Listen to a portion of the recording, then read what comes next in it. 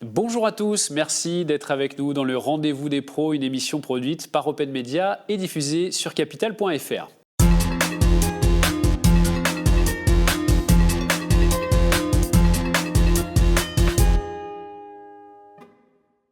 Et nous parlons aujourd'hui du groupe Vermaat, spécialiste de solutions de restauration sur mesure, avec notre invité Nicolas Immeneraet. Bonjour Nicolas. Bonjour Benjamin. Merci beaucoup d'être avec nous. Vous êtes directeur général Vermaat France. D'abord, je voudrais qu'on parle ensemble de l'évolution de la pause déjeuner. On est en pleine mutation dans votre secteur. Oui, je dirais qu'il y a deux choses qui sont hyper importantes. La première grande mutation, c'est le moment de convivialité. Nos clients et les entreprises se sont aperçus que créer un moment de convivialité et la pause déjeuner est le meilleur moment de convivialité qu'on puisse créer, presque un avantage social universel puisqu'on l'a tous les jours. Bien sûr. La force de Vermaat, c'est l'innovation. Oui, tout à fait. Évidemment, on s'appuie sur notre marque historique Serenest, qui est de la restauration sur mesure avec des chefs du traditionnel et des produits frais. Mais on innove aussi beaucoup avec une création qui s'appelle Join Programme, rejoindre le mouvement, qui est d'abord une programmation culinaire, on va dire un petit peu plus moderne et plus adaptée aux nouvelles générations, mais qui reste toujours gourmande, plus saine, mais toujours très gourmande, parce que ça c'est la base.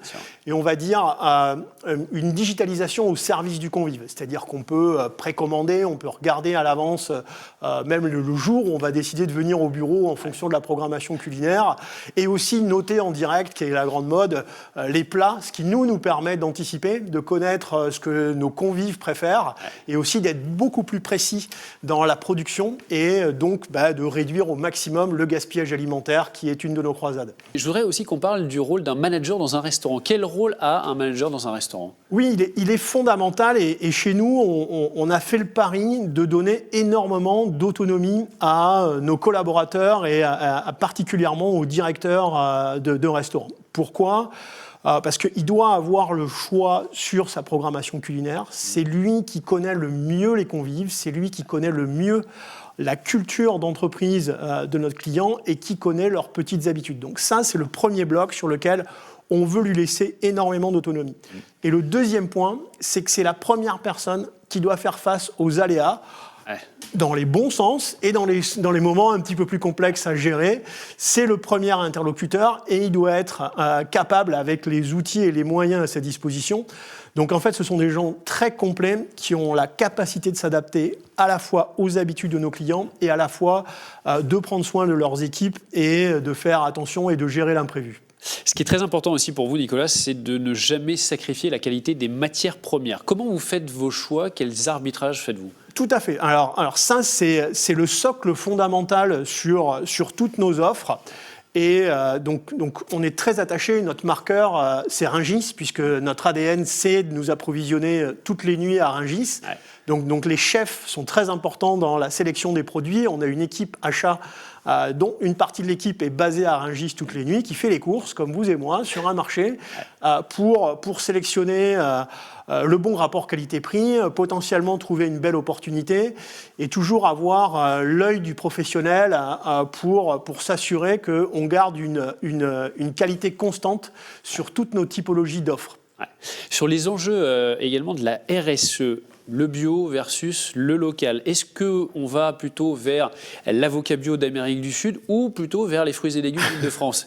Bon, alors là, vous parlez un petit-fils de paysan et d'agriculteur. Donc pour moi, ça, c'est le bon sens, je dirais. Et évidemment, nous, on a fait le choix de privilégier le local le plus possible. Le local, on le définit d'abord à 250 km et de se dire tout ce qu'on peut trouver à 250 km en fruits et légumes, mais aussi que ce soit sur de la viande ou après, effectivement, la ferme France et privilégier les produits d'origine française, un maximum, tout en produits frais évidemment, puisque ça, je ne parle même pas de ça, mais c'est la base de tout, un maximum ou quasiment tout en produits frais et on dirait le plus local possible, ce qui fait beaucoup de bon sens. Oui, évidemment, ça c'est important.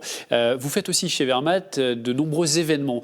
Est-ce que vous pouvez nous en dire plus, Nicolas ? Quel type d'événements est-ce que vous faites. Tout à fait. On participe encore une fois, nos clients adorent célébrer leurs petits et leurs grands moments de convivialité. Donc ça peut aller d'un petit déjeuner, ça peut aller d'un déjeuner d'affaires, soit en plateau, soit servi à table, d'un buffet, cocktail, convention. Aujourd'hui, on a une équipe qui est spécialisée sur cet aspect-là, que ce sont des gens qui viennent de ce monde-là, principalement de l'hôtellerie de luxe et des grands événements, qui soient sportifs ou professionnels, et qui sont habitués à gérer ça.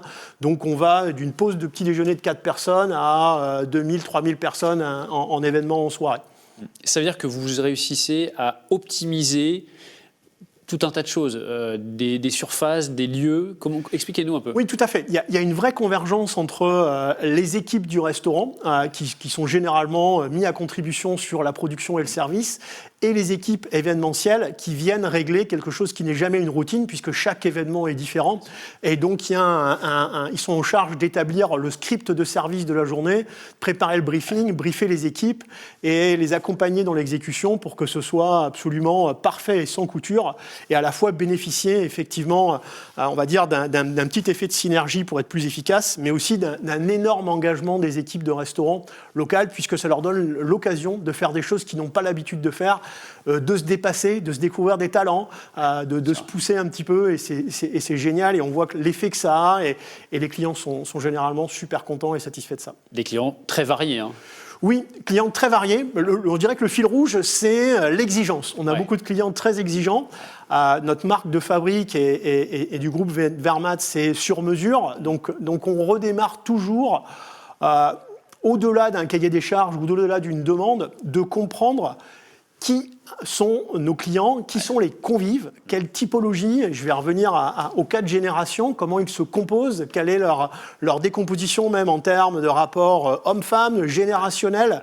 Pourquoi ? Pour pouvoir aller au-delà, puisqu'on a une entreprise qui est aussi ancrée dans la restauration dite commerciale, donc de rue, où on prend le pouls directement, puisqu'on rentre dans des magasins ou dans des coffee shops.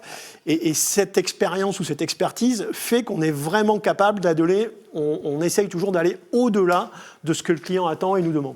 Merci beaucoup Nicolas d'avoir été avec nous sur ce plateau. Merci beaucoup Benjamin.